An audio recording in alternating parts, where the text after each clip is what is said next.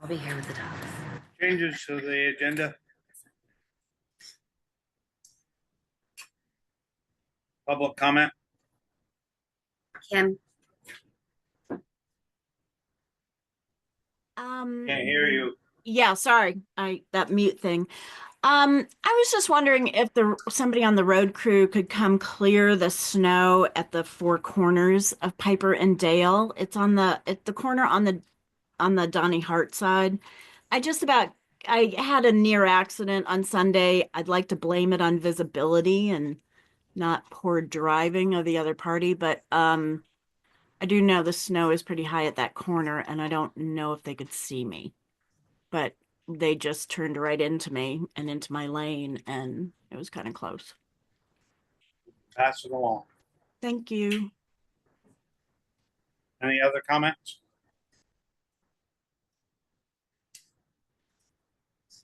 Wyndham Regional for Act 181 future land use. Yeah. Good evening, everyone. Thanks for having me. Close to you, but for those who haven't met yet, my name is Matt Bachler with the Sweden Regional Commission. I do have a short presentation. Attempt to share my screen. Excuse me, but it's very difficult to hear him. The heat is on, Deb. As soon as that dies down, it should be much better. Thank you very much. Yeah, is it okay if I Yeah, come on up. Yeah, please come.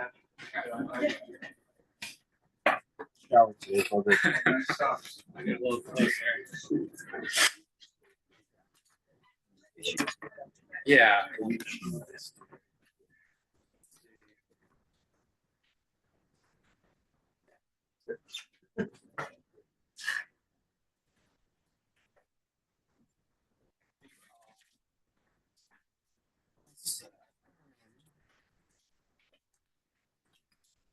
So, some of you may have heard about the Act 181 legislation. Act 181 was passed in 2024 by the state legislature. It makes major changes to Vermont's land use and planning regulatory framework. One of the goals is to bring together different aspects. Or before the legislation was passed, there were kind of different efforts going on between work that we do at the regional level with the Regional Planning Commission. So work that we do at Wyndham Regional in terms of regional future land use mapping, thinking about land use and development and conservation on the regional level and how that applies to the 27 towns in the region.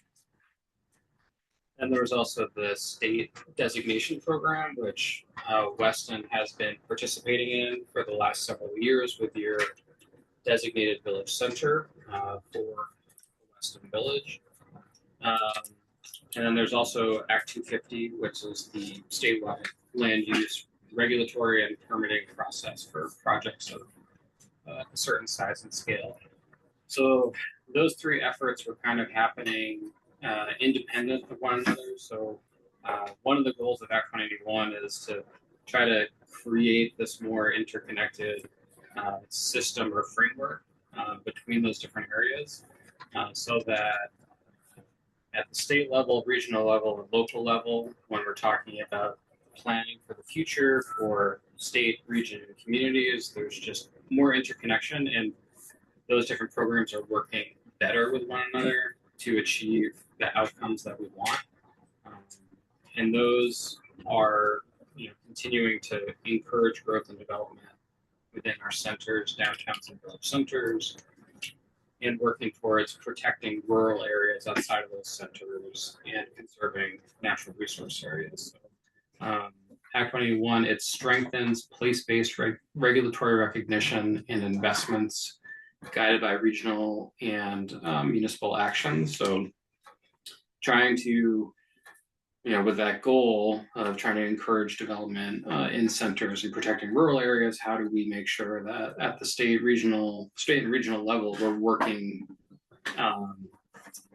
as best as we can to achieve those goals in terms of policies, regulations, and where money is being allocated. So that's like kind of a broad overview of what was behind Act 181 and some of the goals. And so I'll talk about those three sections separately and how they relate to Weston. So for regional planning, Wyndham Regional has had a regional plan for decades, and we've done future land use planning for many, many years. And so we already have a regional future land use plan in place. Act 181 changed statute, so now statewide, there are these 10 future land use areas that every RPC has to map out consistently. Before Act 181, each of the RPCs did a little differently. We had our own land use districts, and we had different techniques for how we map them out. So now we're all mapping the same districts. When we're through with this process, you would have essentially a statewide future land use map. Connect all those regional land use maps together. So I'll just kind of briefly walk through these. I think about them as kind of three general buckets. The first three are those areas where we're trying to encourage the most growth and development. So those are downtowns or village centers. So those, I think we're all familiar with what those are. I mean, they are mixed use centers where you have most of your civic assets, residential, commercial uses. Weston, that's the village center where we are right now. For larger communities like Brattleboro or Bennington or Rutland, they will have a downtown center. But most of the communities in our region just have village centers. Planned growth areas, these are more found in larger communities. They're denser settlement patterns that are around that core center area. It's where a lot of the housing and employment is outside of a village or downtown center. Village areas are similar to planned growth areas, but kind of at a lower density. They are kind of the natural extension of your core village center. And this is taken from statute, the language up here describing these different areas. So for the village area, it's traditional settlement area, or it can be proposed new settlement areas too. So areas that are maybe just outside of the village that the town has identified as an area that could grow. But again, it's a mix of residential, civic, religion, commercial uses. The idea is it's still generally within walking distance of your village center. So kind of those natural extensions from a village. So those are the three areas where through this process, the state is wanting to encourage the most growth.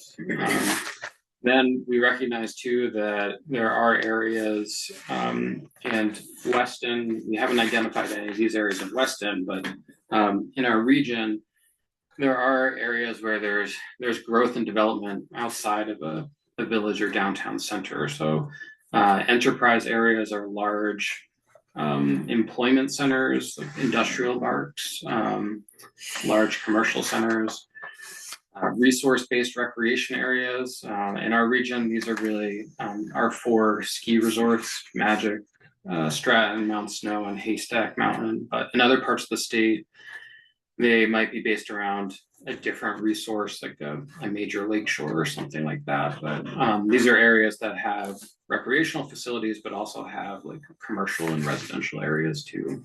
But those first two, we have no hope, right? Well, so there's the mapping process.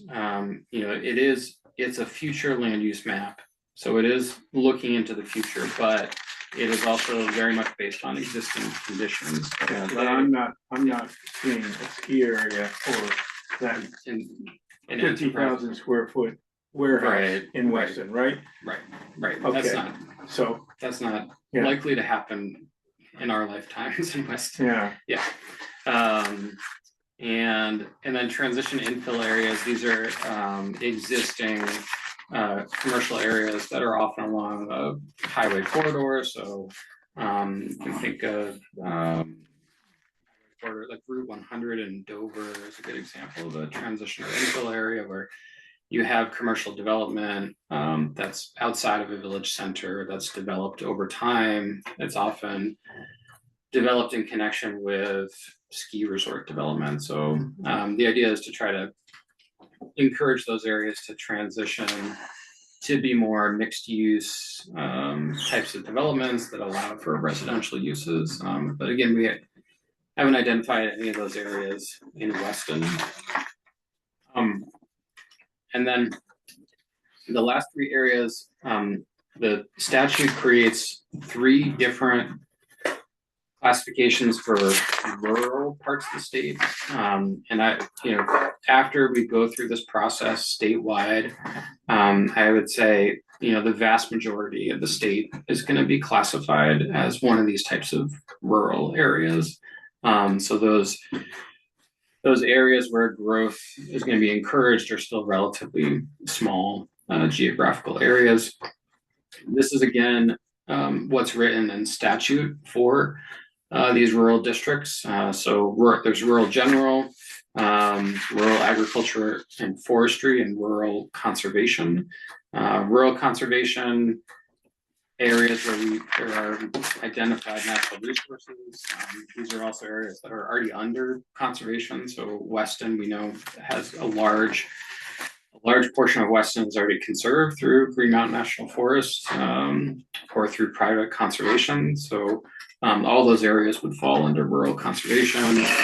Agriculture and forestry, these are larger blocks of land that's either used for farming or is primarily forested, used for forestry activities. And then rural general is generally it's kind of the remaining lands.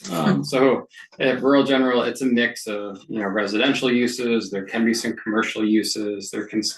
It still includes productive lands and natural areas. So we are mapping.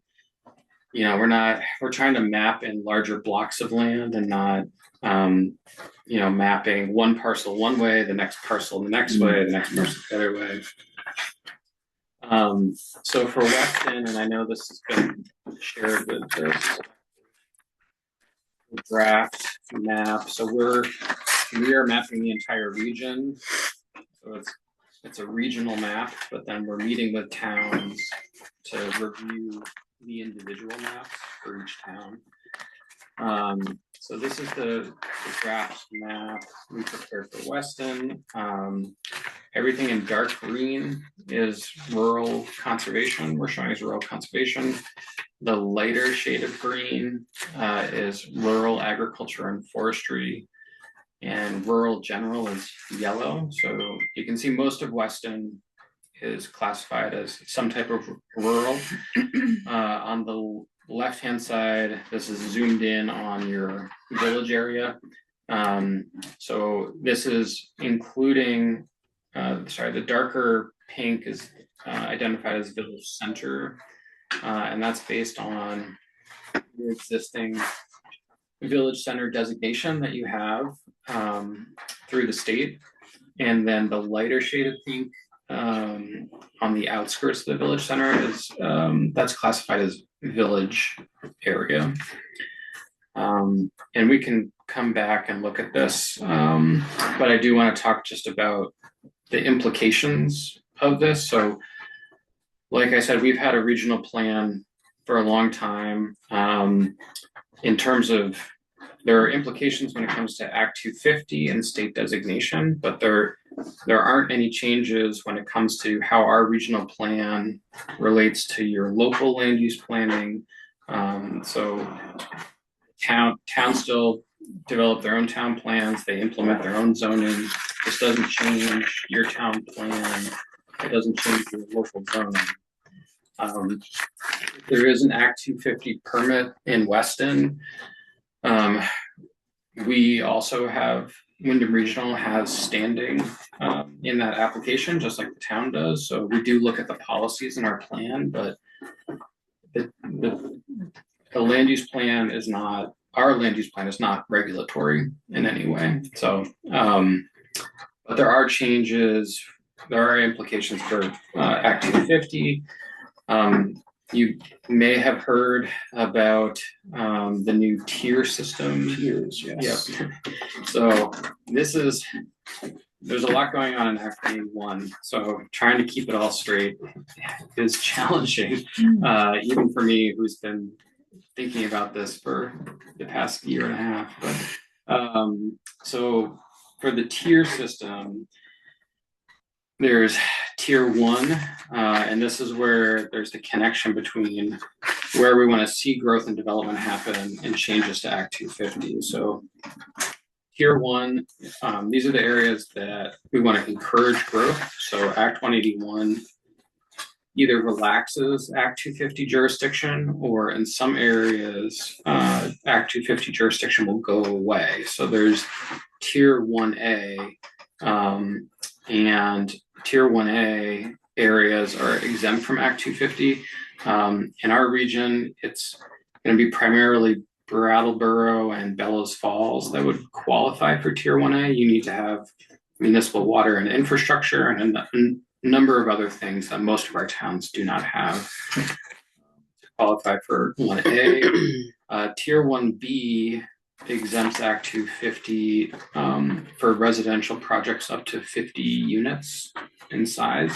And there are many more towns that qualify for tier 1B just because the requirements are less. Here, I'll jump to tier 3 and then get back to tier 2. So tier 3 is identified in statute as critical natural resource areas. And the new state land use review board is responsible for mapping tier 3 areas and also developing the rules for tier 3 areas. So right now, or before Act 181, Act 250 was just based on the size of a project. So no matter where the project was located, if you were a certain size, you would need to get an Act 250 permit. With these changes, if an area is mapped as tier 3, you would need to get an Act 250 permit no matter what the size of the project. That being said, the Land Use Review Board, at least in their draft rulemaking, is creating some exemptions. So it's not that every project would require Act 250, but it would kick more projects into Act 250 if you're within tier 3. But it's a separate mapping process from our mapping process. So often, understandably, I meet with towns and we look at rural conservation areas, and there's a assumption that rural conservation is the same as tier 3, but it's not. And the Land Use Review Board is developing the mapping and the rulemaking, and that needs to be completed by September. And then it would go into effect in December. I know right now there are some proposed pieces of legislation to delay that at the state level.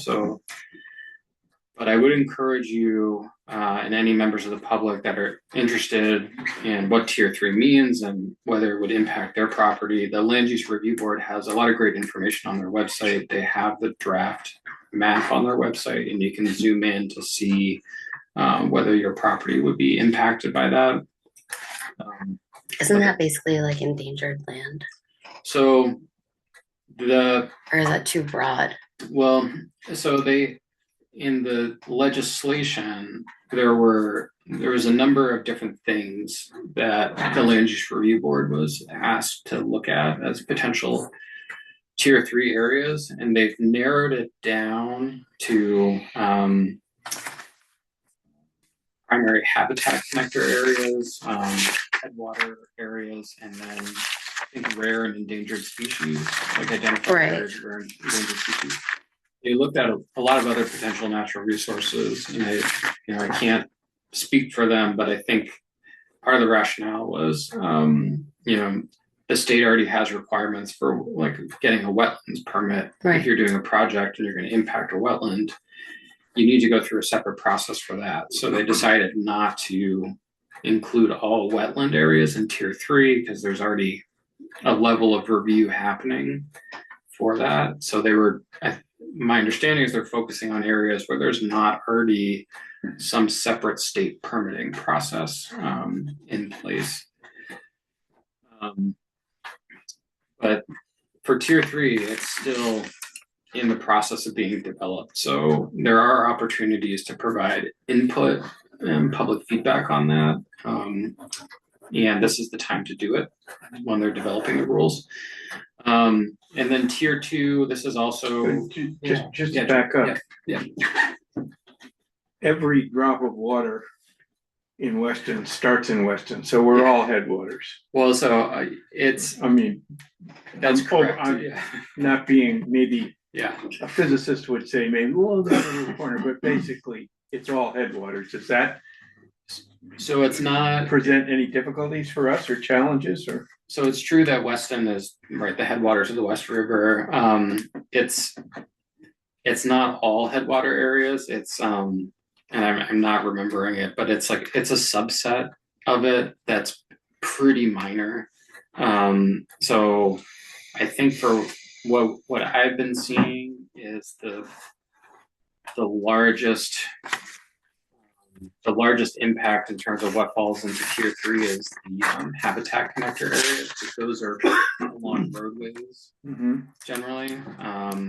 And what I've been seeing for like the rare and endangered species and for those specific headwater areas is it's small little pockets that are more scattered. And so for tier 3 too, it's if you have a property and a portion of it has one of these natural resource areas on it, you can still develop the property.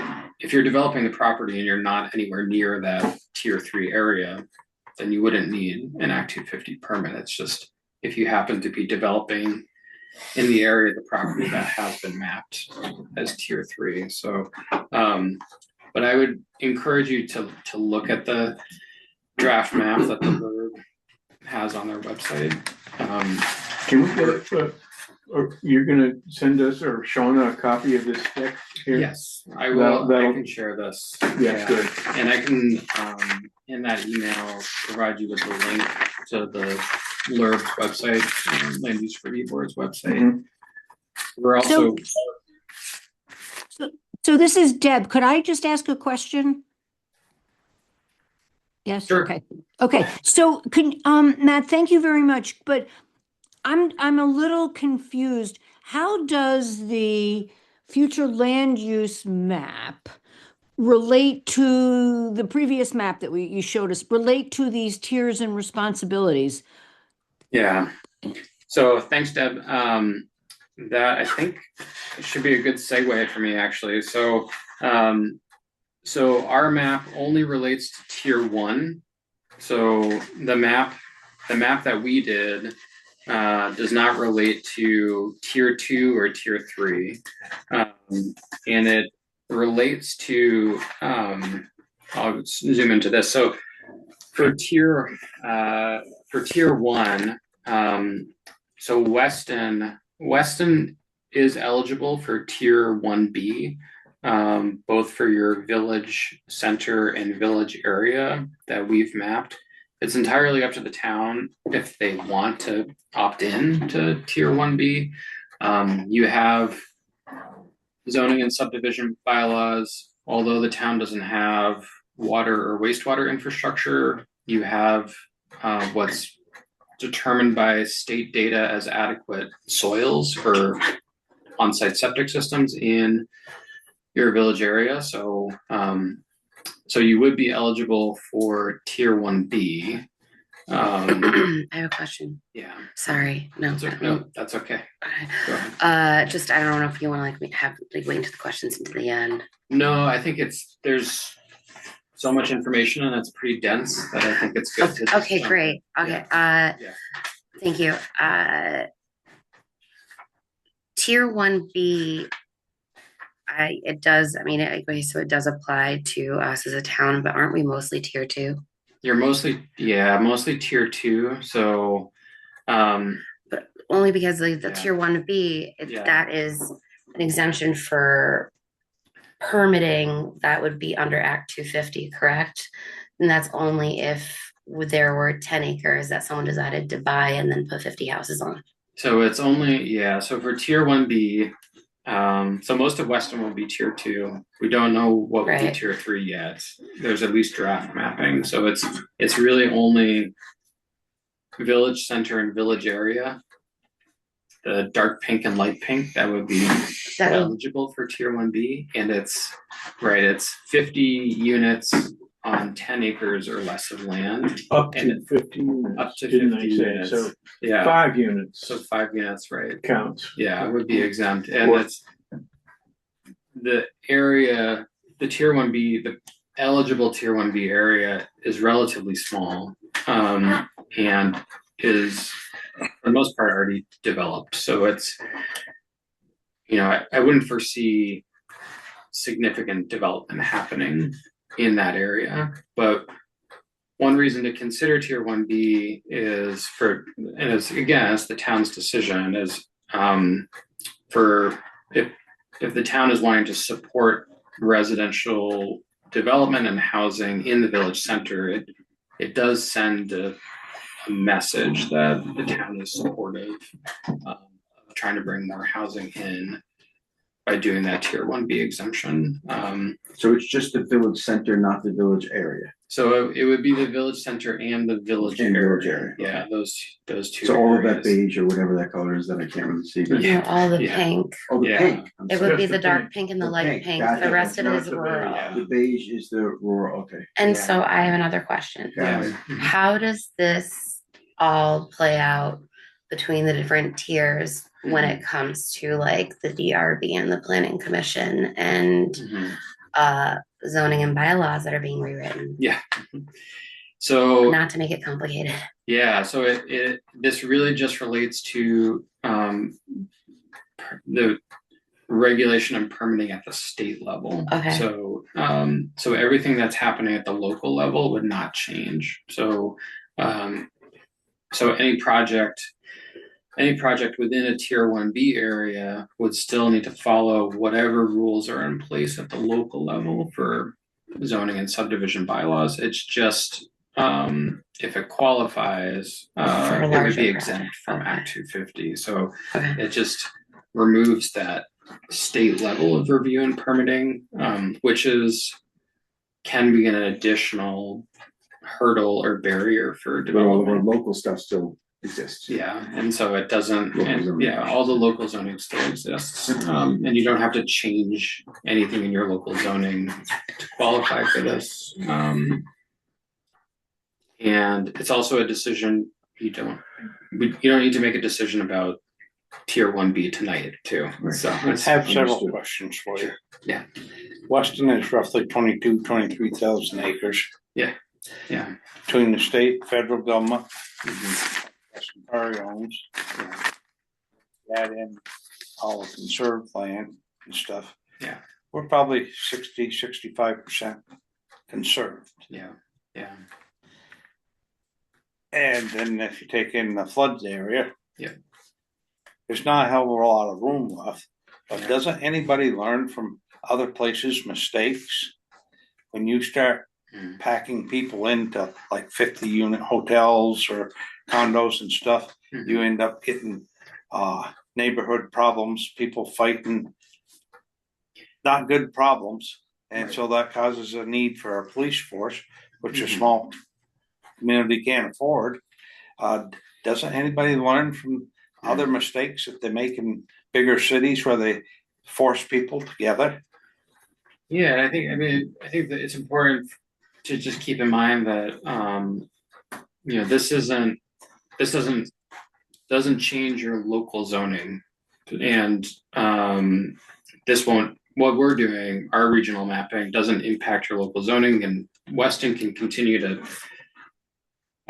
develop and update its regulations based on how you want to see your community grow. So this would, for the tier 1B exemptions, it would, to Jim's point, it would exempt 5-unit project. It's not, it's not just not that I think a 50 unit project's going to come to Weston.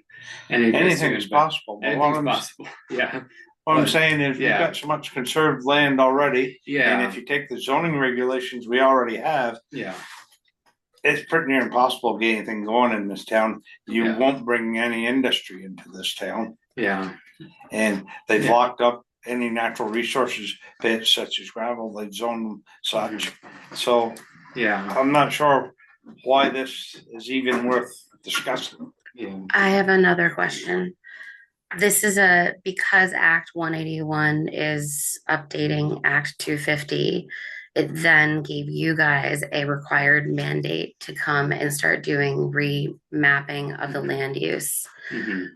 which is why we're doing this. And I had to really try to understand why today Yeah. in the past couple of days. But also, I'm holding the town plan, which I carry with me everywhere. There is also in the town plan that was adopted through Wyndham Regional Commission, Yeah. a talking about Weston wanting to diversify the community a little bit and look into options for more affordable housing. The other part of this, I don't know how that's really possible when every single small piece of parcel of land, I don't really know, in the village center and the village area seems to be privately owned and Yeah. just Yeah. do you know, and I don't know if this is Yeah. a question for you to answer. I just think Yeah. it's more of like a Yeah. complicated, layered Yeah. situation Yeah. that we are in right now. Yeah. But Yeah. that doesn't change because it's our option to be able to change our tiers. So, so for the tiers, so it's the town can opt into tier 1B, but tier 2 and tier 3 that's entirely controlled by the land use review board. So, And that's not going to come out until 2026 summer. so The tier 3 will be finalized September. Okay. And then, so anything that's not tier 3 or tier 1 is tier 2. And tier 2 is Weston. basically, it will be vast majority of Weston, vast majority of our region, and it'll be just the existing Act 250 Okay. requirements. So there's not a change. Which were broader than the 181 ones that were more specific, right? Or am I wrong? Is it the opposite? So so Act 250 is because and Act 250 has they have their own set of criteria for when a project is proposed. I mean, it's probably similar to what the DRB looks at. It's looking at the traffic impact and natural resources, stormwater management, exterior lighting, any number of things. So there is separate criteria in Act 250 that's also looked at. I mean, there's a lot of similarity between what they're doing at the state level and what you're doing at the local level, but not every town has zoning and subdivision bylaws in place. So for towns that don't have zoning, it's really Act 250 is the only thing that's reviewing those projects. I'll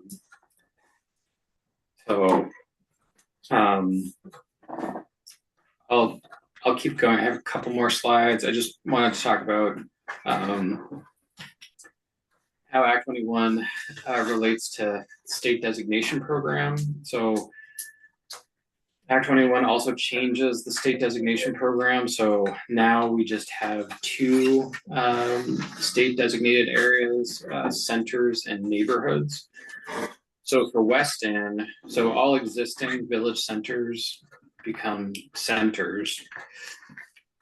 And Act 21 also creates a step process that towns go through for their villages. And with each step, there are additional benefits, just in terms of, the primary benefit of the Village Center program is tax credits for properties for doing property rehabilitation work. It also allows the town to be eligible or have a better chance of receiving certain state grants.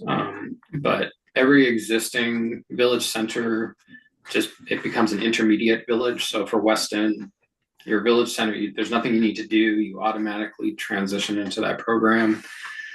You're automatically in step 2. The program's still run by the Department of Housing and Community Development, and they still manage the incentives. And if there are questions about the program, you still go to Department of Housing and Community Development. And then there's also neighborhoods, which have some similar benefits to center programs or to the center program. How this relates to our map is areas we map as downtown centers and village centers automatically become centers, and areas we map as planned growth or village areas become neighborhoods. So with our proposed map, you would still have your village center, and then you would have,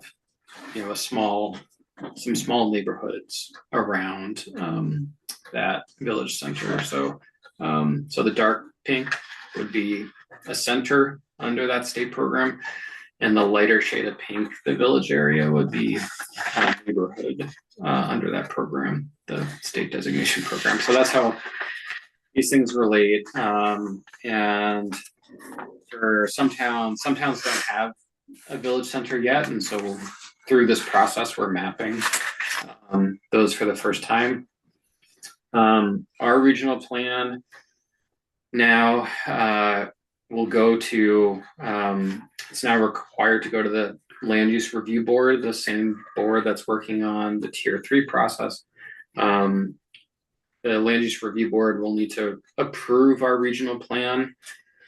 Once it's approved, that automatic state designation goes into effect, and then the Act 250 exemptions automatically go into effect. So Land Use Review Board is reviewing our plan and our map before they approve it, because once they approve it, that state designation and Act 250 exemption occurs. So that's why there's that additional level of review. And this kind of is a helpful illustration, which when I send you the slides, it'll be helpful to look at this. This kind of summarizes everything I've been talking about just in one slide.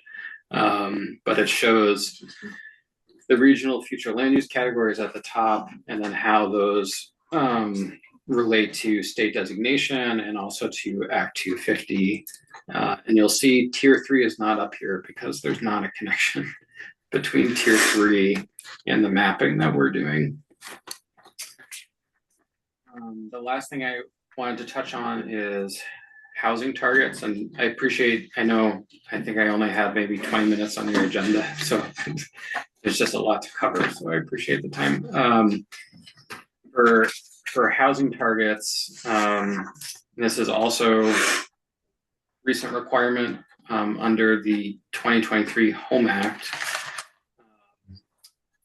The state has now identified regional housing targets. So the state did a statewide housing needs assessment and then divided that up between the different regions in the state. Wyndham Regional, as we're doing our regional plan update, we have to take our regional housing target and figure out price, quality, unit, size, or type of those units region-wide, but then we also have to create housing targets for municipalities. Housing targets, they're only goals. These are aspirational numbers. No one is tracking housing units being constructed in Weston, and there's no repercussion if we don't meet these targets. And just going forward, the next time you update your town plan, you'll need to include the housing targets that we've created for Weston. But your town plan is already includes policies and actions to try to support housing. So it's really just putting those numbers in the plan. We developed our housing targets. We looked at existing population, existing number of housing units, just looking at year-round dwellings, because we have a lot of towns, including Weston, that have a large number of seasonal homes.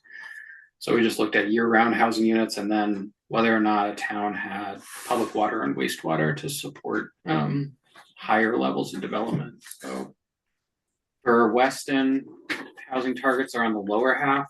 I would just focus on the 2050 numbers because 2030 is rapidly approaching.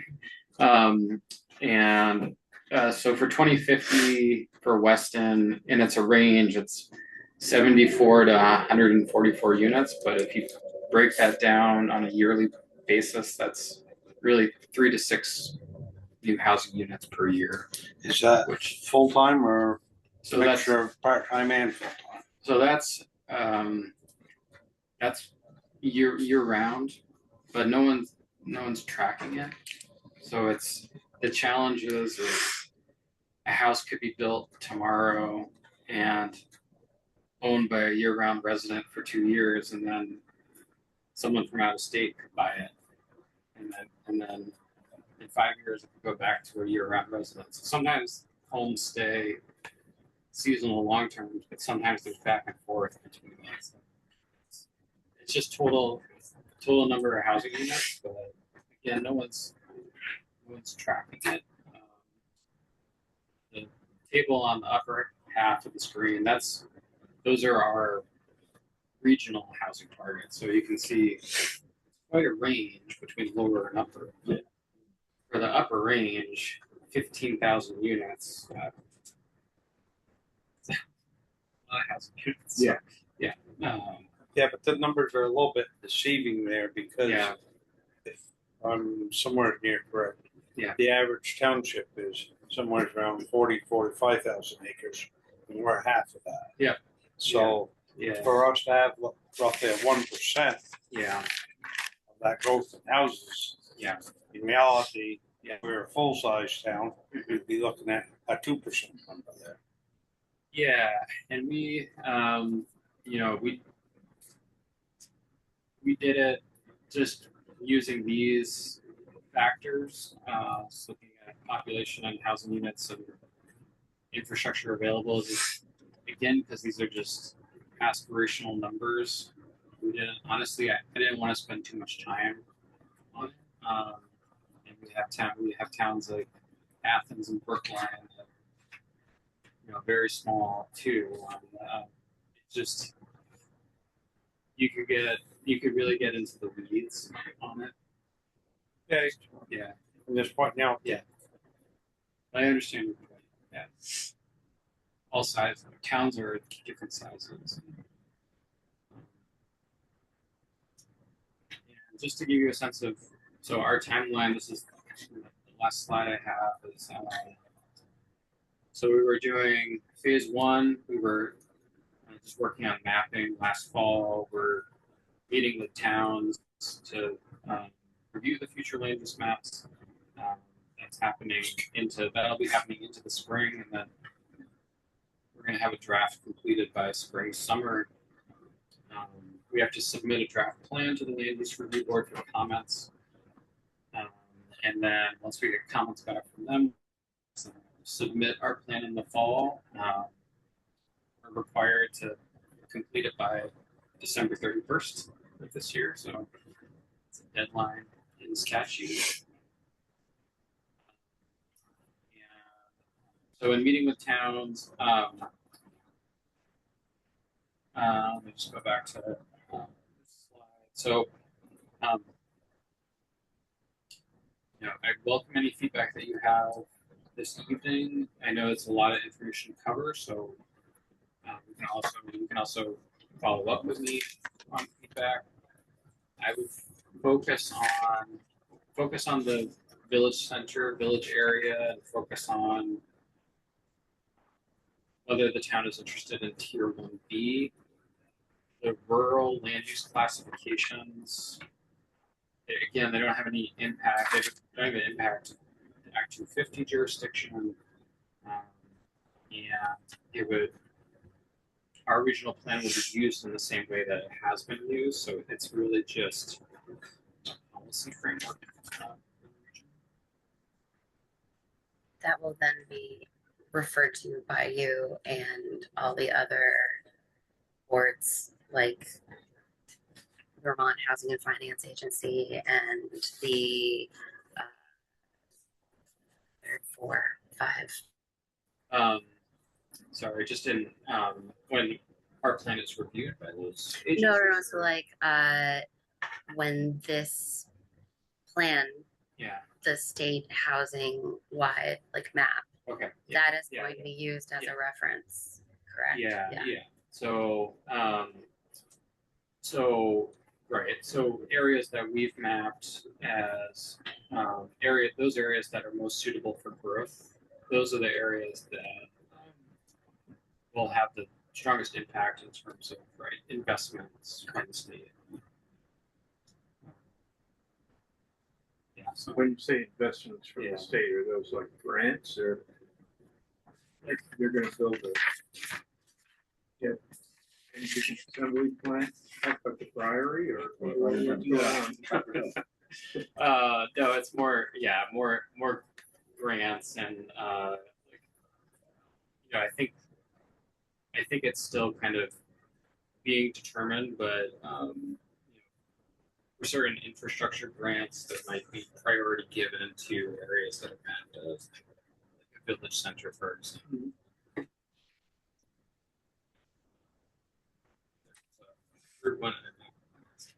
There's like a Route 100 improvement project, maybe that would be prioritized to village center area.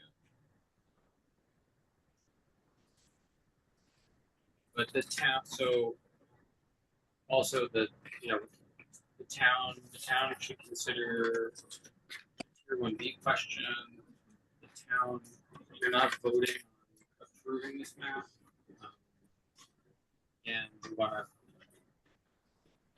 work with the town to get feedback on the map, but it's not something you're voting on. We've covered a lot of ground. Yeah. We still got a lot more to do. Yeah. Thank you Appreciate your so time. much. Yeah. Thank you. This Thank is you, an man. incredible amount of information. Yeah, I'll send you slides. To, Great. Yeah. So thanks for your time. Appreciate it.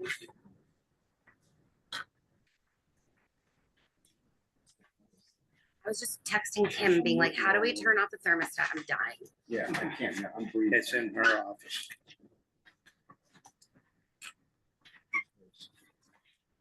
Okay, fire department. So On the other side, I don't have the keys. Oh, okay. Thanks, got it. I mean, they're at my house, I just. open the window. I'm a bad. Earlier before you got here. Okay, you guys are up. Fire department. What would you like to discuss? We got a sheet here for fire apparatus insurance. Summary course.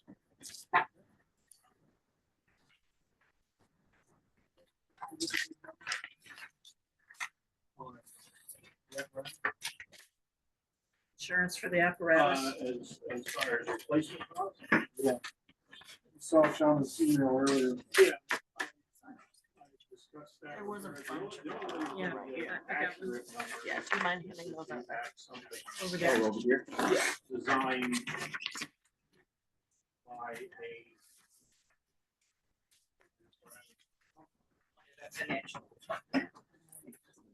this is, my sense is this is sort of close enough, right?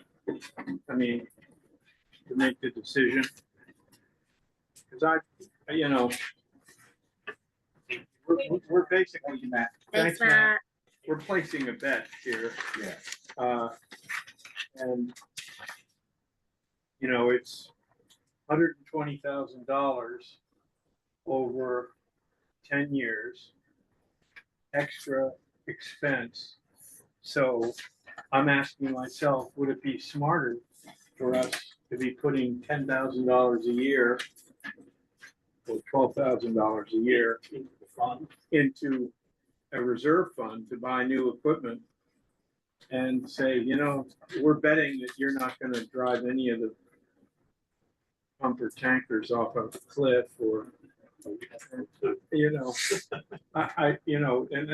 so part of my question is, I have no idea. You know, I'm in here in Las Vegas and I'm trying to figure out the odds here. How many pumper tankers have been destroyed in accidents in Vermont in the last 10 years? Oh. Good as mine on that. This is my guess. I don't know. Yeah. I'm just telling you what- We, you know, every so often you see something on the news where something Yeah. very undesirable has happened. Oh, But one thing that I spoke to Shauna about the other day was, the numbers that she had received from the insurance company. I believe it was the insurance company. Yeah, and I switched them, if you look at the Yeah. second page, they're all what you asked. Okay. Well, originally,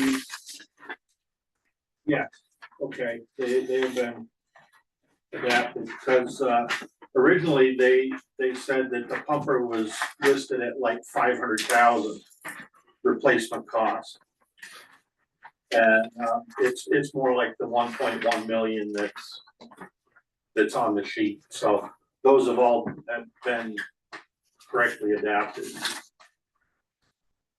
I'm not following on this chart, Brian. What is this agreed value cost? Sorry, ADP contribution. it's what you, What is that? So what you get.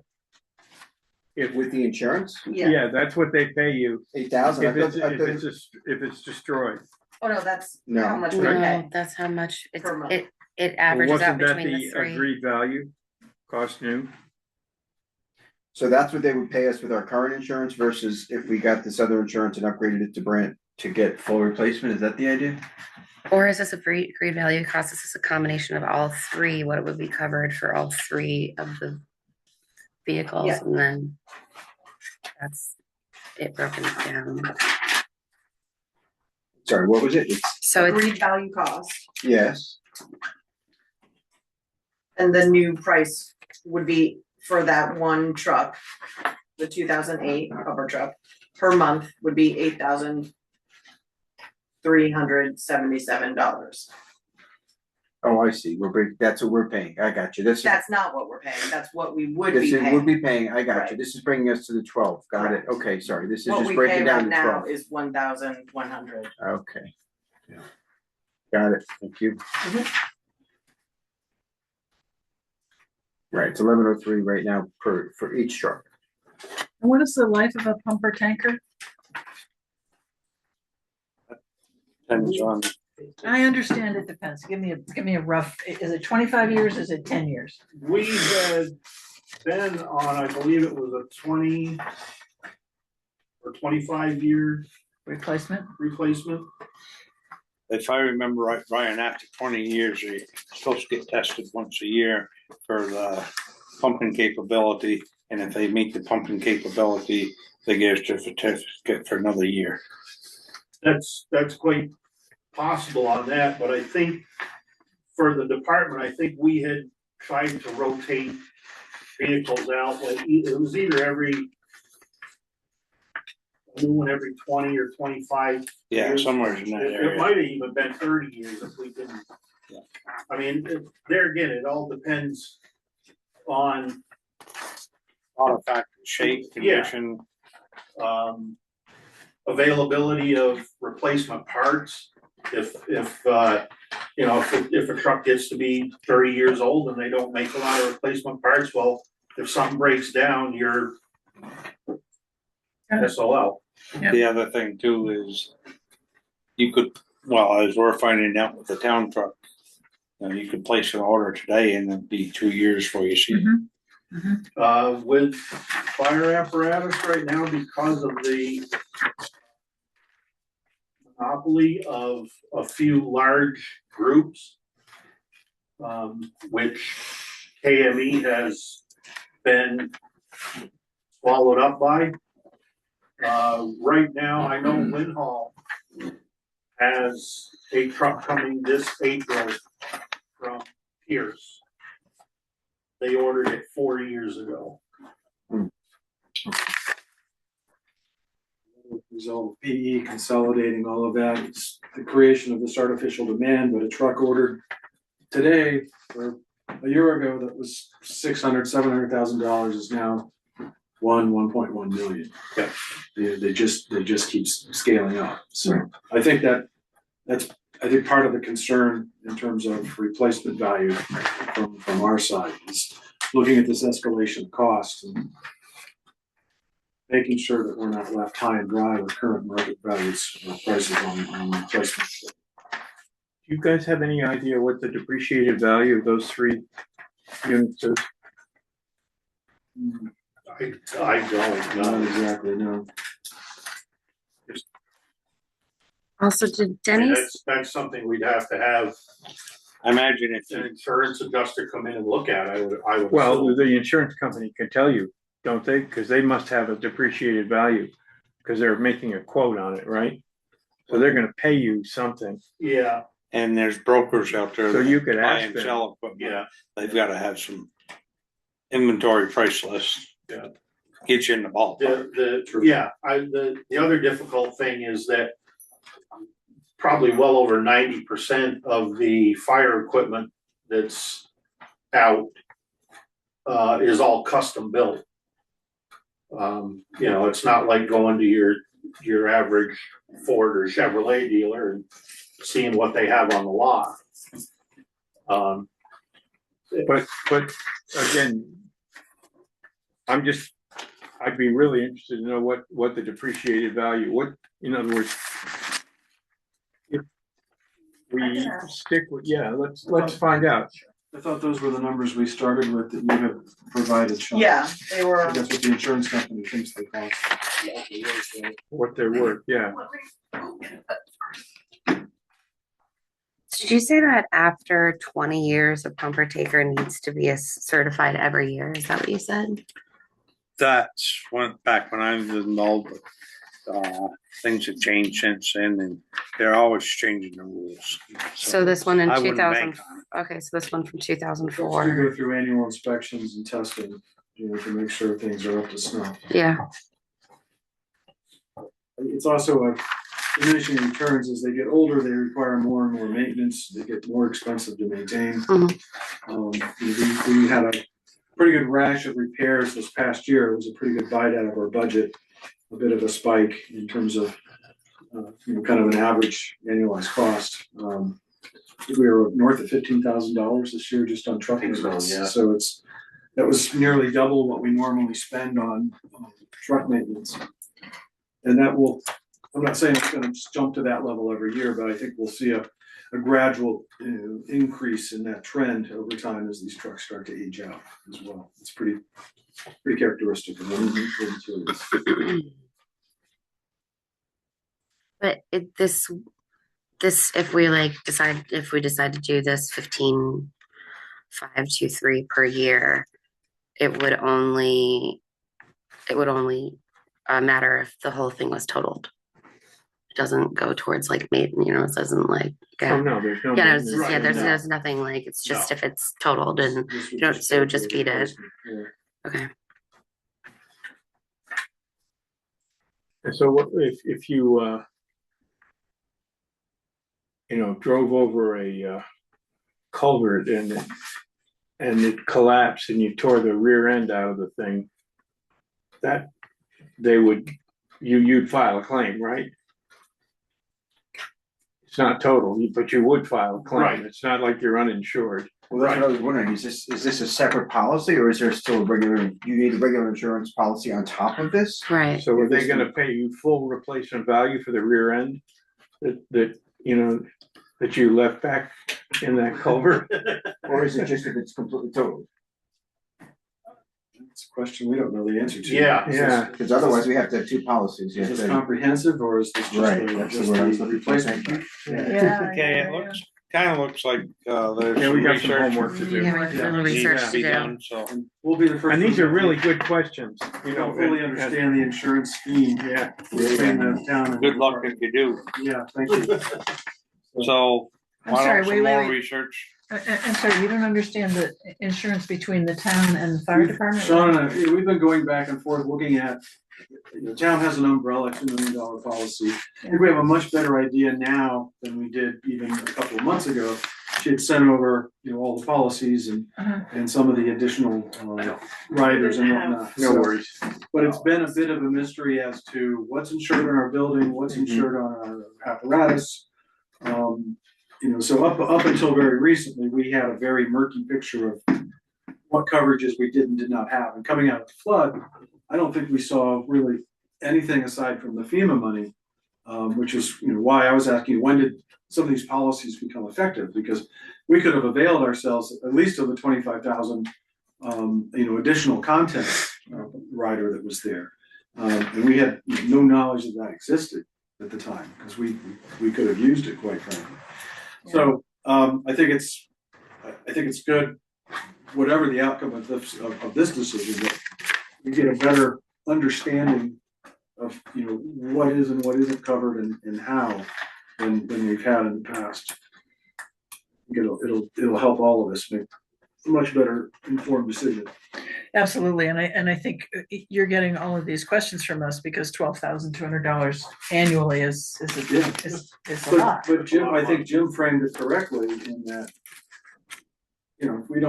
we haven't wrecked that truck in what, 10 years, 12 years? Are we gonna wreck it in the next 12 years? Because that's $120,000 in the town's pocket. Right. And I mean, it would amount to, Just don't let Dave. self-insuring. And you don't have to file any claims or anything. You just got the money, and, the insurance company, they're not quoting you rates, so that they're gonna break even. So They're making money. if Legal pyramid scheme. if we just bank the delta, or we might need some liability cover. I just don't know, but in general, self-insuring, if you can afford it, is a good thing. Well, I think that comes down to the town then. Does the town feel that, okay, if something happened and Exactly. that engine one was totaled tomorrow, Yep. is the town Are we capable prepared to eat it? coming out Yeah. with that 1.1 to replace that truck? Yeah. Well, they get. Oh, we got 4 years because you can't get delivery on it, right? I was gonna say, like, The Monday how morning long would it quarterback. take? With your luck, they'd say we'll have it there next week. Yeah. Oh, we just had an order canceled. Yeah. Yeah, and it's got all the things that you want. Yeah. Right. No. Yeah. Alright, so I guess when more information is available, we can revisit. Sounds good. We'll do some gathering on our side. Yeah. The other insurance question, and I'm sorry I didn't get it to you in writing, Sean. No, that's totally fine. It's So just much- for me. I'm Yeah. like, I don't know why I didn't ask that You're- question. It didn't stick. You're And tracking so many things, it's not fair for you to remember. I something had sent like an that. email to Vicky. I just haven't heard. Okay. She might. I just- Usually she's very quick, but Yeah, so the question, the topic is, there was an option for some additional collision insurance for volunteers responding in private vehicles. And I think you indicated it was somewhere in the neighborhood of $400. And there were certain criteria, like we had to be licensed. Per car No, I think per- it was per. for the unit. whole thing Yeah. per year? So, car had to be registered, we have to be licensed, we have to be insured on our own. And then this would go on top of that as some additional coverage in the event that, we Probably that we have to have our lights on, like- Phil's Jeep gets flattened by a tanker getting to the scene, and there'd be some additional help there to repay. So. You'd be surprised, people responding, first responders, that there are a number of fatalities that are associated with that every year at the National Firemen's honoring ceremony. So it's like it's not something you hear of, but it is something that happens. And keep in mind, Paul, that on the most precarious weather, conditions, so it's something to take into account. Yeah, and we don't know what the deductibles are on that or anything. I don't. More homework. Tons of homework. All right. Mhm. And I think the last thing we had on the list was accounting and bookkeeping. Is that correct? Mhm. Do you have anything to say? Yeah, So as I came back last time and acknowledged the deficit in the reports, I've been doing accounting for 35 years. I know what it takes. I know what I'm doing. I reconcile. We were paying an accountant $300 a month to reconcile, which takes me about 2 minutes to do. We don't need an accountant for that. What we need is what has actually started happening, a focus on what our priorities are, what our needs are, what we have, and how do we move forward? How do we raise money and what do we use it for? And I think we're all in on making this a much more communicative process, that we're all in this together. And we want to provide the service to the community. And that's what we're working toward. So I'm confident that I can handle the accounting roles. When you ask for reports now, all my numbers are correct. And I'm trying to make the reports far more concise so that it's really the basics: building maintenance, truck maintenance, equipment maintenance. And I think that will make a big difference all the way around. So I'm confident that I will meet whatever needs you have. My only comment, I agree with everything you're saying there, Mitch. My only comment is I think at the end of the year, when it comes time to do filings and things we have to submit to the government, it's still beneficial to have a shield by something presented by, Dewey Cheatham and Howe CPA.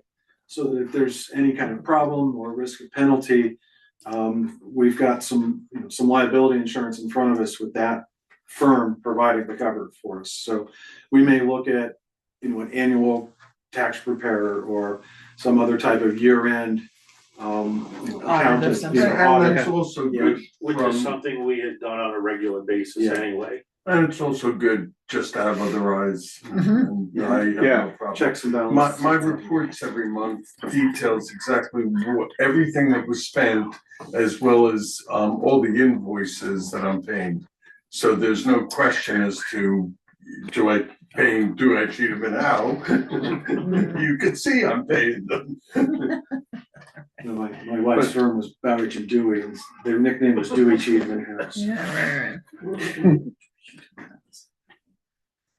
Well, that communication is very helpful, and that's really what we're looking for, so great. And again, we're all in this together. Yeah, absolutely. We want to service the community, and we know you need us to service the community. And, there's some really dedicated people. I mean, I'm nothing compared to guys that stand out in the cold, and so. I don't know, Mitch, I'd say what you're doing is just as important. We all bring our skills. That's right. We all bring our skills. I have a question. How is the search going, or the exploring of finding some kind of investment firm, or sort of like handling of I getting actually met with someone earlier today in Great. Merrill Lynch. Conversation with Rhonda Lathrop today. Great. That's awesome. I think conservatively, we'll still have to go through our trustees and of course authorize all this, but we have about 6 funds. I think there's 3 that we can consolidate that would give us nearly $400,000. And she's got a package that she'll send to us that we'll review, but conservatively, I think we could nearly double our returns on That's great. So That's awesome. 6-7%, I think that's great. pretty good. So Yeah. Good. that's in the works as we speak. All Great. good news. Good. All right. No question. Thanks. Okay, well, we'll see you again shortly. Thank you. Well, Thank you. you know where to find us. 911, right? That's the number. That's one way. Not like how fast you get there. We have, Careful, Jim, we don't wanna wreck the truck on the way. No, you don't. We're driving real slow. We don't have 1.1 right now.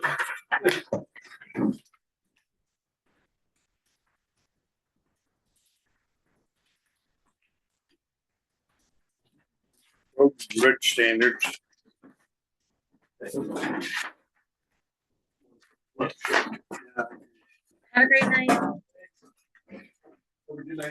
night. Thank Yeah, you. too. Do we have, is there something to sign here or? We do, but I think that we should, at There's least, a lot if you haven't read it. I I haven't. tried to. know, I have to it be is, honest. yeah. I- It's like reading. I've read There was a so much. little, it was, it's And dense. So did you create this overview, I Shauna? try to, yeah, You good, yes, thank I you, did. no, thank but- you, thank you. but what I was gonna say It's is, very I think we basic. ought to have some input from the road foreman on it. Yeah, Mhm. Yeah, yeah, Because there's a lot of Very things good. that they're saying you've got to do, you've got to over, meet, yeah.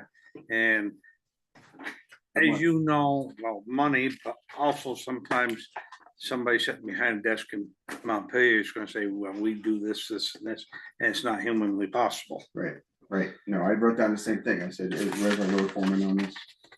So, And Shauna, what's the time frame on this? When do we have to have adopted these if we're going to adopt them or whatever? You know, that is a wonderful question. I don't know. I don't know that they, Has Jeff seen these, do you know? he has all the information and I invited him tonight. I just don't, Okay, I don't know that they have like a specific dead or date, but I will find that out Okay. through all the. Is this the same similar packet that we got a couple of weeks ago that had the grade? No, that was a different project. Never mind. Yeah. Okay, that was a specific. so you're either looking at, probably the 24th of March to review it again, because usually the first meeting at the town meeting is pretty well taken up with appointments and Mhm. other okay, things, I'm sure. so. If it, So put it on for the 24th. yeah, I think we ought to find out what the deadline is Yeah. for it and yeah. Tentatively put it for the 24th, that's.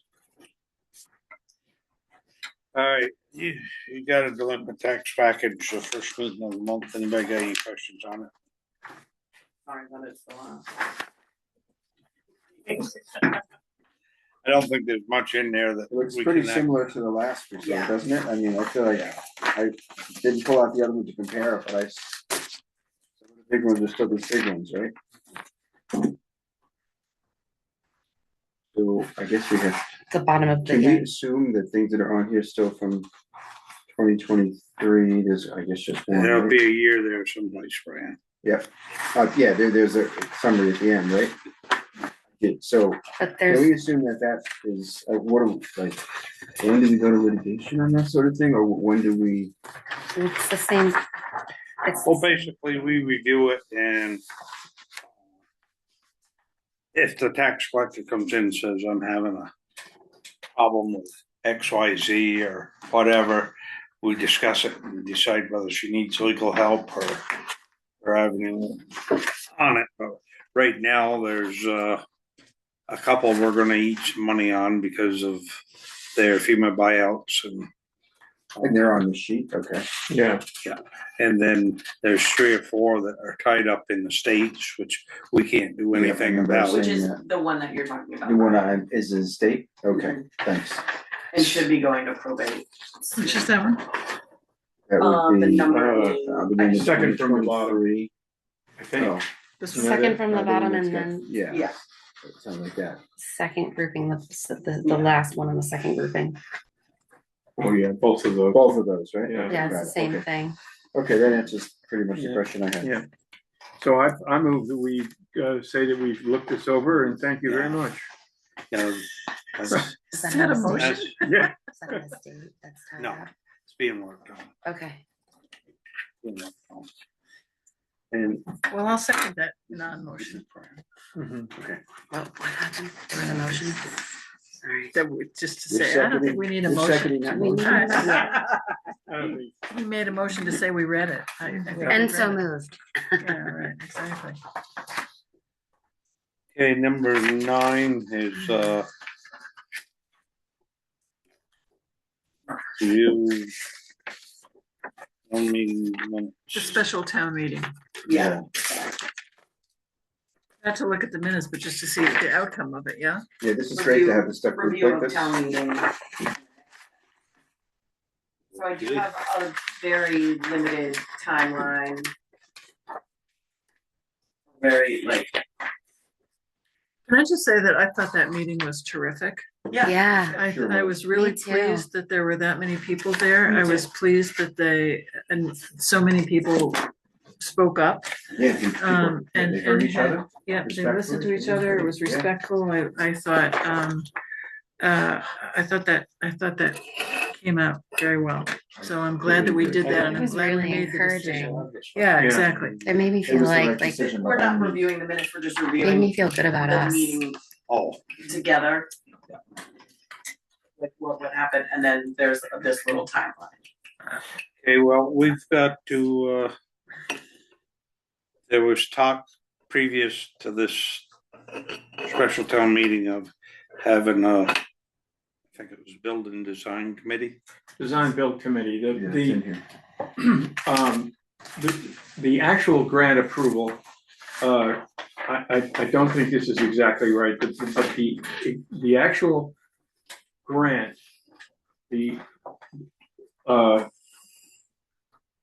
or will be, the town will have accepted it, and we will be able to start spending grant money probably in September of this summer. So there's a ton of time for us to Put all go that through together. things. There's the environmental review, but also an archaeological review, historical review, all kinds of stuff going on. And, you know, this is all happening. Alyssa's working on this stuff. And until that happens, there's not a lot for us to do except to make sure that the stuff that we need to do, like, you know, signing forms or sending a certain email, get done. And Kim is on that and I'm on it, and, you know. So Alyssa is the one that's moving ahead with the environmental review and such? Well, and Stone paperwork. Engineering is going to do the environmental review. Right, but I mean, she's moving it forward. Yes, exactly. Wait a minute. Whoa, Wyndham whoa, whoa. Regional. Wait a minute.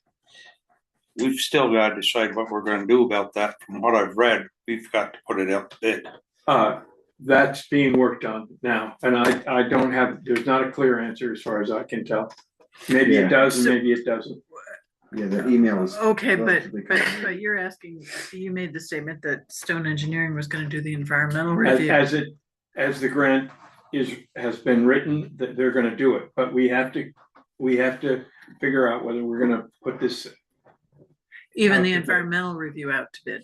Exactly. Maybe Okay, all- good. yeah. That's The what whole you thing. want. I Yeah. just said that email, the email was so convoluted, that response, Yeah. my head was spinning, I read Yeah, it yeah, twice. and That's why I And- didn't write anything, I just. forwarded it. everybody's, Yeah. Because I just didn't. I you know, was like, that's one of those things. I Legalese. can't fix it. We've gotten an opinion from Yeah. Merrill Bent's office. We've gotten an opinion from VLCT. Devin is going back and, you know, they're seeing what can be done, and as far as I can tell, there's nothing we can do. There's gonna either be a path, will be a path through this maze, one way or the other, and I'm just not sure what that path is. So we're really waiting for a final from the Yeah, lawyers. yeah. One of your questions, Jim's, you said that it would be a shame to go with another engineering outfit because a new one would have to redo everything. I do believe that the committee that hired Stone Engineering owns all their research, so they would be able to ask for it, Share that. and all that material should be brought forward. You know, That'd be great. if that's what it comes down to, then, and if, you know, obviously, if we can get somebody to come in and do as good a job for less money, I'm not opposed to that in any way.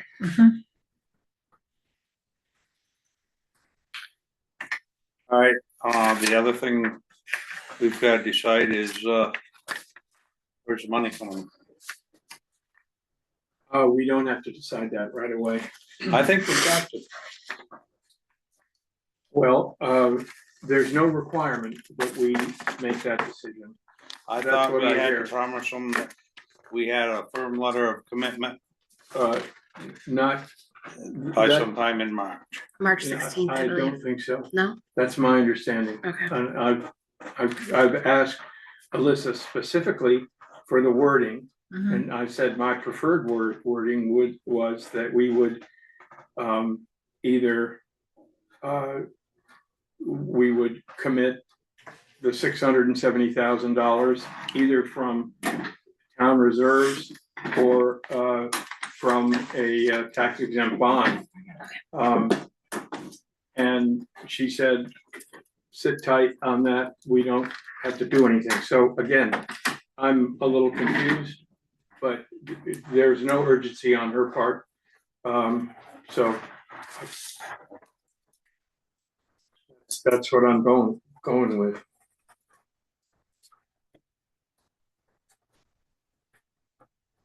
And I gotta say, borrowing money, 15-year money at 3% sounds like a winner to me. And they're selling tax exempt bonds, and that's just a great deal because they can Versus the 4.5%. yeah, they're the interest rate is a tax exempt interest rate. So when you buy tax exempt bonds, you don't make treasury rates, you make a lower rate.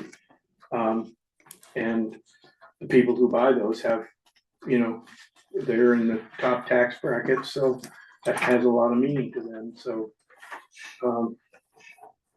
I'm asking this question only because Tim Goodwin raised it years ago when they were thinking about doing a municipal sewer they were gonna have to bond for. And at that time, he said the bookkeeping system we had in Weston had to be changed to whatever it was. I don't remember exactly. To qualify for tax exempt bonds. And since then, the bookkeeping system has been changed again. So if you're looking at tax exempt bonds, I suggest somebody ask a question, do some research. yep, I can do that. I've got the guy's name at the Vermont Bond Bank. I'm just Yeah, no. saying, Yeah. It's a good question. We were using QuickBooks at that time, and that wasn't really a municipal fund accounting system. So I will see the auditor and ask him as well. like I say, I'm only asking a question because he brought it up. Yeah, good. I think that's a great question to ask. Yes. Kim, now that I think of it, I think it might be better for you to ask because you know a heck of a lot more about, our accounting system and you've talked to him before. So, Right. so I'm gonna cross out the little asterisk in my notes and put Kim under it, right? That's right. How about Okay, that? fantastic.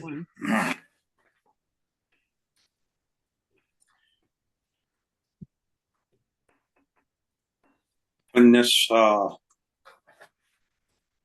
billboard committee gets put together, I believe it should be fairly represented from the people in the village and the people outside the village. Because if you have just the ones in the village design it and stuff, there will be the feeling that, oh, well, we're paying for designing their backyards. So I think you gotta have equal input from outside the village limits. I'm not sure what you mean by inside and outside. Outside the village meaning. So like where I live. Well, Okay, where I live? Yeah, and where you live. Yeah. 'Cause As we're not in the opposed to road. people who are in that pink area that we were Yeah. looking Right, at the yeah. map of. Okay, I see. All right. Because those are the people, sorry, the inside the village people are the ones that have a vested interest. The little school, for example, the library, the Weston Community Association. So because those are the people who were flooded. So we look at those people, but you're suggesting that also we should look at people who are just going to be paying the taxes and not Paying the bill. Yeah. Okay, that's fine. That makes, That yeah. makes sense. Fair. Yeah,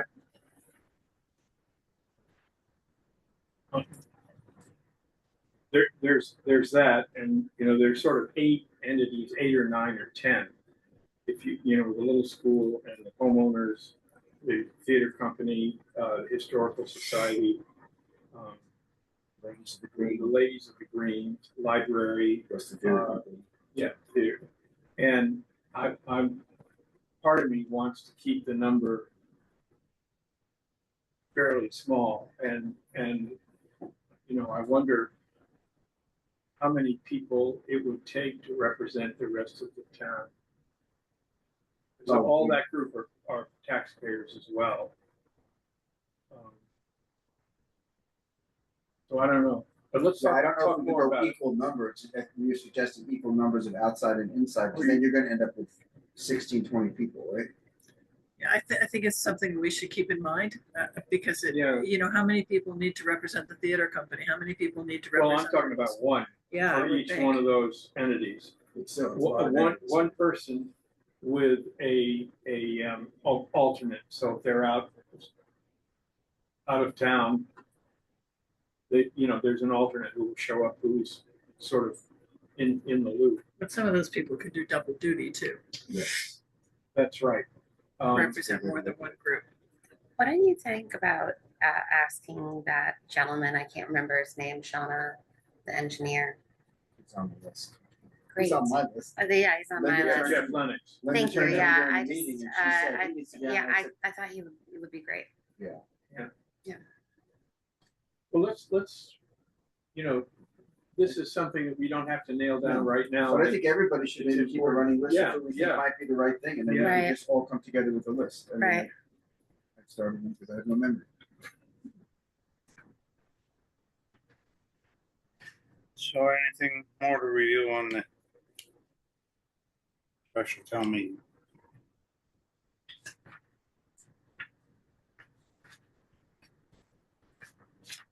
So I am not going to be here, as you know, for the other town meeting, but I think there was discussion that there's gonna be an update on, maybe, is this the kind of information that you would be updating? Yeah, the details on the schedule, on the. Right. I think You know, that's important. timeline for formation of the committee, are, you That's know, great. our general design, thoughts on it, without, I mean, you know, I can't say that we're gonna do something that we're not sure we're gonna do, but just Right, we shouldn't get give into people, detail.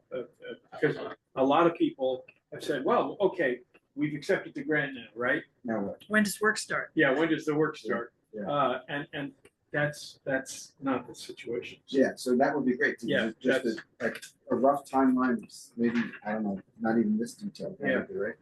But, and the other thing, you know, this is just, this is a bit of a digression, is I think we need to, we the select board for the town, we need to figure out a better way of keeping people abreast of what's going on. And, you know, there a lot of people that I've talked to on this have said, well, we ought to be able to have, you know, presence on a Facebook page. There's apparently a Weston Facebook page. I don't know It's called the Western Community anything Hub. about that. It's called the Western Community Hub. I'm Yeah. not exactly sure who's in charge of it.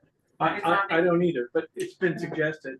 And the others, you know, maybe do newsletters or, you know, just post things, or I just don't know. And should we do it when we've got something to say, or should we try to do it quarterly, or I don't know, but those are all questions that I'm, you know, sort of running around in my brain. Yeah. And I think we need to, it was clear to me from the special town meeting that we need to do a better job of keeping people abreast. The other thing is, you know, we've had all these special meetings, and, you know, not very many people show up, so. I mean, how much, we've got that thing. how much time and effort and money can you do educating the public? Like you say, we advertise meetings, they don't show up, but you got this going out there every week, every meeting, and, you know, they can watch this and find out what's going on. That was the big selling point of this, so people could be a The tentative. February 14th meeting, you mean? Yeah, any, Yeah. The regular select board meeting. Yeah, you're talking about the taping and all that, right? Yeah. And GNAT. Right. but, that was the big selling point of going with GNAT. Right. And I've asked Shauna to, By law, to tape video the meeting. now it is, but at the time, it wasn't. And I've asked Shauna to look into Okemo Valley TV because town report I got from Plymouth, they're over there and they're about half the cost of GNAT. I'm curious if the outreach that they have, the difference between GNAT and them. So that's like another question. Also, I don't know if this is, I was going to bring it up during old and new business, but I think this is a segue off of what Jim just said. I'm working on an outline for the website, which would essentially Town website. the town website, which would basically be a forum for updates that we would be able to do, and it would have each committee would have their own page and their own thing that would explain what they do, who's on the, and it wouldn't just be like a bunch of names listed with not really much context. So I've started working on this outline, and I think that we should have a separate part of this outline that I'm working on be a part of this grant forum that can be maybe updated within the website, you know, as information comes out. But I know that we are going through a compliance audit next year, and we have to have our website up to date and compliant, which it is not right now for that. So that's why I'm working on that. So that is just another jump on of that. Yeah. I just didn't know if it would be old or new We're business. So compliant as it is, as people can listen to the meeting because they can go and click and hear it. They can read it. We just don't have anything that says, I mean, we're compliant. It's just not easy. It's not user friendly. We're limited to the program that, you know, Squarespace. Yes. And I'm The not current a town web page. designer by any means. Yeah. Like, if you want to move forward with something like that, we will have to hire someone. So Yeah, I yeah. Way beyond. So I spoke with a resident, and they were very interested. It was Marissa Bolognese, and Yeah. she's very she knows how to do website design. She's really involved, and it would just be someone that we could maybe bounce some questions off of before we went and made a full choice on hiring a designer. I think that's a really good point. Denny, I think you made a good point, how much money you were gonna spend on this. I think there needs to be but it's also, Jim, important that people know what's going on, so we need to find a balance between accessible information, accessibility for people, and how much we're spending on that accessibility. You know, a newsletter to every member of the town is gonna cost us, $1,000 every time. If we have a full email. Well, we don't have a full email. But that's why it would be I mean, good we to put had it on some. just like on that one forum. Right, so we But just those need to are all find a details. balance. Yeah. We need to, Yep. Exactly. Great. Kim, I started looking at the minutes for the special town meeting and got only to the second page, so I will get some comments to you. I had a couple of corrections too. Same for me. That's fine. And Brian had given me a bunch, so I'll get those all incorporated. To be Brian's expected. more timely than the rest of us. Thank you, Brian. Thank you, Wait till we get to the Brian. next one, I haven't touched it. Next time.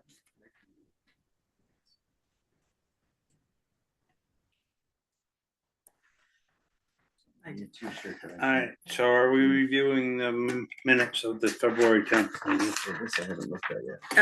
Shauna, I would like to congratulate you on the correct use of the word whom. Well done. Bottom of the first page. Thank you very much. And you spelled her name wrong again. Only I joking. did not. I'm only joking. Every single time. Look, I was like, I, "Are you kidding me?"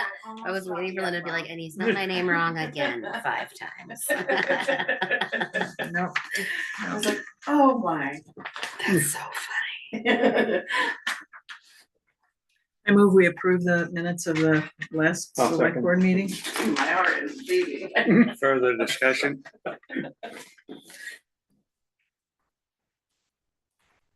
All those in favor? Aye. And special little thing on meeting minutes. I organized them in the folder and I dumped a boatload of copy on some of them. So I'm going through and reprinting. Oh, So God. at one of the meetings, I will need a bunch of signatures on that. Okay. That was, I didn't drop it.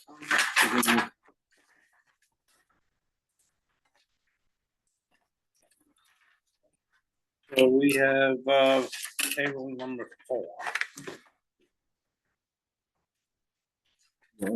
Is there more copies of that again? Oh, here. Oh, okay, great.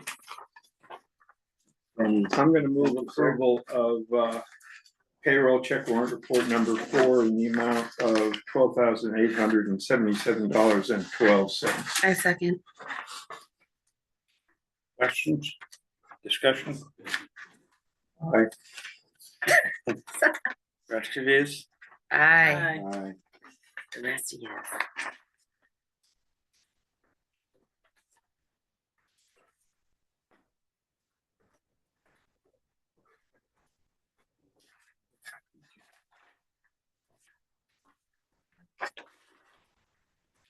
And just to keep the ball rolling, I'm gonna move approval of accounts payable check warrant report number 4 in the amount of $30,225.44. I second. Is there a second? I second. All those in favor? Aye.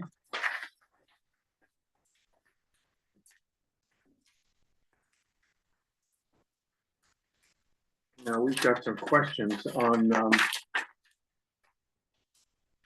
the check warrant report, current fiscal year invoices for fund, general fund. About. Is that right? Some questions? What on is that? Is that? What's The that? last Is that? page. Yeah, it had that 39 yards of screen sand. No, it's that- okay. That's okay? That's okay. Okay. So then I'll move approval of, We just did that.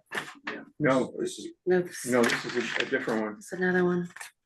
Say the This is a check warrant report number 4 for the 29 to 222. That's what we got here, Jeff. What's We've this? already, What's that's a this? copy you get. Your select board. Oh, I don't think, I think these are the different. general fund is separate. It's got next to where the signature page. What was the So the previous 22,000 one? is There part are of- 3 signature pages. I'm confused here. So I am there's confused. check Oh, report, but I see what you're saying, this one's. Yeah, 'cause we got 22,173. 22,173.47. In the general fund. This is 12,877.12. Kim, It was somewhere How we around doing? $30,000. Yeah, we just signed that one. We've got the 12,800 one, we've got the 30,200 one, and then there's another one that is 22,173 For current FY invoices for fund. for fund to general fund. Well, that's just the breakdown of That's part of what's the breakdown. being charged to the general fund, and then there should be one for highway. So there's okay. the primary, So Oh, the yeah, one, 90, oh, you're right, the numbers are on the main ones, yeah. The MVP There's is a- there and all that, okay. okay, so the 30,000 is the only one. Okay, Yeah. so we're done. Okay. I did have the same question. If you look through there on the double-sided sheet, The the numbers. yardages on that is a mistake there where it says 39 yards. And Yeah, That's a mistake. That's not correct number. You gotta go to the second sheet. they gave us one invoice for 39, and then they gave us a credit memo for 13. Would that give us 26? Right. No, you gotta add that motion. Are we? Oh, are wrong we okay question. on this? Never mind. Okay, we're Maybe we good. should stop. Yeah. Old and new business.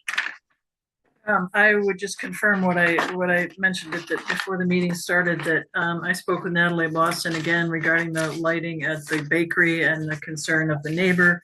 And those have now been, the lights on the building itself have been turned off.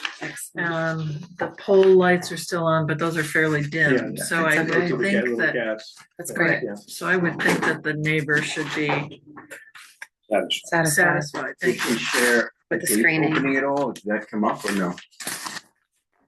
Come up, I stopped by the office and she saw me go into the office. There was nobody there. She ran across the street to say to me, no, I know, I'm taking care of it. We're talking about it right now. Okay, great, That's good. great. Thank you. Wow. So I didn't think it was appropriate to say, okay, so when are you opening? No, I hear you. I was Yeah. just was wondering, because I had been given a date of the 20th of Yeah. February. Oh, really? Oh, well, that's gone. They posted a lot of dates on a lot of things over there and they go. Yeah, very true. Last week I spoke to an engineer up in Rutland and she'd like to come down and discuss 18 acres that we bought as far as what we want to put up there and stuff. And I told her that there was already surveys done of land and, a lot of work had already been done. And I told her probably the 24th of March might be a good time to come because we would be on the 10th. Give Sean a card to put in the file. I forgot to bring the card tonight. He's well respected and stuff and don't hurt to talk. So you approached her? Yeah, Okay. This is the woman you told me about, right? I think so. Yeah.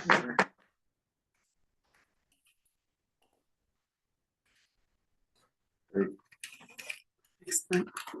I guess, I mean, I don't know if this is old or new business, but I think I've told most of you that I am not, I have a one year term, thank you, and I am not running for reelection. So and it's not really to do with, I mean, I really like the job. I've loved working with you, but I just don't have the time to put into it to the extent that I should. I look at what you all do and I feel myself like I'm far behind. And so I think it makes more sense to have somebody else. So thank you for working so well together and with me. I've enjoyed it, but I can't go on. So I'm sorry. I'm sorry to the town. I'm sorry for you Thank guys you too. for your time. Yeah, Thank you so it was a great much. year, It's been an that's for honor. sure. Yes. Now the other thing, when you leave, you have to find a replacement. Yeah, I suggested 5 or 6, 10 people to Jim. And are any of them saying yes yet? I've only called one of them. Oh, okay. Well, there you go. To be candid, yeah. That just took the air out of the room. Well, thank you very much. I realize I'm speaking out of turn, but thank you for your time and your energy. It's been a pleasure to work with you. And honestly, I think you all have been one of the most cohesive and best groups that I've had the pleasure of working with. So thank you. That's so nice. Thank you. Thank you for saying that, Kim. I really do. You guys are great. So how does this work, just from my knowledge? So now there's going to be an opening. Is that, that's already listed, right? Okay, never mind. I answered the question. It's already listed there, that there's 2 openings. And Wayne usually asks people who are nominated to stand up and give us I remember that. short presentation. All right, so I guess we're on to number 13. Yeah, so I will move that we go into executive session under 1 VSA section 313A1A for to discuss a confidential attorney-client communication made for the purpose of providing legal advice. I second. All those in favor? Aye. I'm gonna recuse myself. Yeah.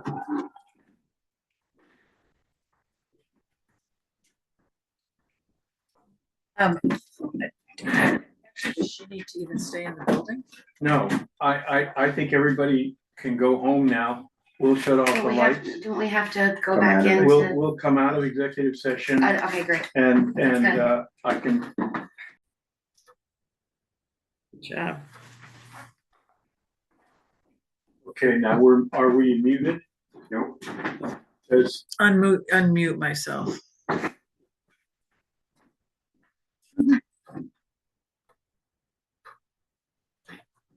There we go. okay. So we're going to resume Motion is made to come out of executive session. Seconded. All those in favor say Aye. aye. and we're Make the resuming motion. our open session. And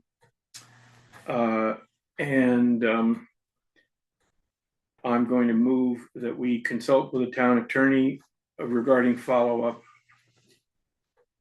Second. Discussion. All in favor? Aye. Aye. So move to adjourn. You know, Well, have a good trip wherever you're going. thank you.